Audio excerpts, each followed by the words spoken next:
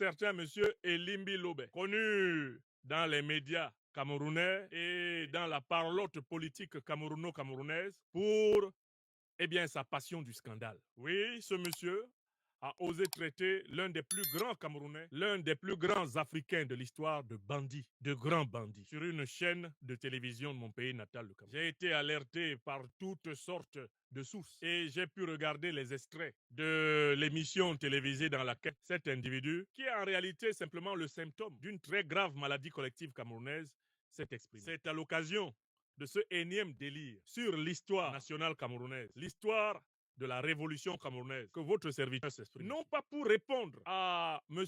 Elimbi Lobé, car il n'a rien dit. Quand quelqu'un dit quelque chose, il manifeste en disant cette chose les preuves et les arguments. Il manifeste en disant cette chose une connaissance précise du sujet dont il parle. Dans le cas de M. Elimbi Lobé, il n'a rien dit. Car dans son intervention, on voit très bien qu'il brille par l'ignorance plate de la question et se contente de revendiquer des bribes que lui aurait raconté tantôt son père, tantôt tel voisin du quartier, tantôt tel individu qu'il aurait rencontré, en prétendant, tenir ses sources à chaque fois de ses voisins et de ses familiers. Il reconnaît qu'il a mis les pieds dans un sujet qui est largement au-dessus de ses compétences. Il ne s'agit donc pas de lui répondre, parce que lui répondre, ce serait considérer qu'il a dit quelque chose. Il n'a rien dit. Lui, il n'a rien dit. Je ne lui réponds pas. Mais son délire est l'occasion de contribuer à l'éducation de notre peuple, le grand peuple africain du Cameroun. Car ce qu'il a dit, témoigne du degré de délabrement intellectuel, moral, du délabrement de la conscience nationale, de la conscience panafricaine camerounaise. Monsieur Elimbi Lobé